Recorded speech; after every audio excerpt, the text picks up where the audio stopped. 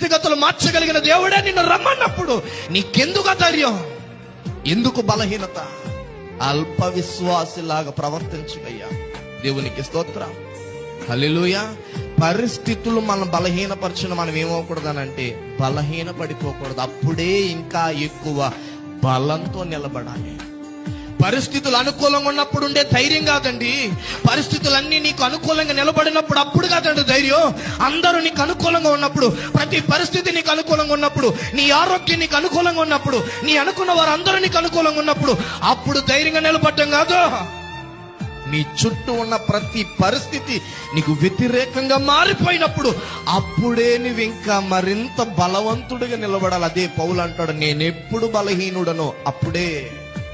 నా చుట్టూ ఉన్న వాతావరణ పరిస్థితులు, నా చుట్టూ ఉన్న మనుషులు, నా చుట్టూ ఉన్న నా జీవితం యొక్క ప్రతి సమస్య ఎప్పుడైతే నాకు ప్రతికూలంగా నిలబడ్డాదో, ఎప్పుడైతే నాకు వ్యతిరేకంగా నిలబడ్డాదో, ఎప్పుడైతే నా జీవితం నట్టి సముద్రాన్ని మునిగిపోతుంది అనిపిస్తుందో అప్పుడే నేను ఇంకా ధైర్యంగా నిలబడతా, అప్పుడే నేను ఇంకా గొప్పగా నిలబడతా. అది నేను నేర్చుకుంటున్నాను. దేవునికి స్తోత్రం.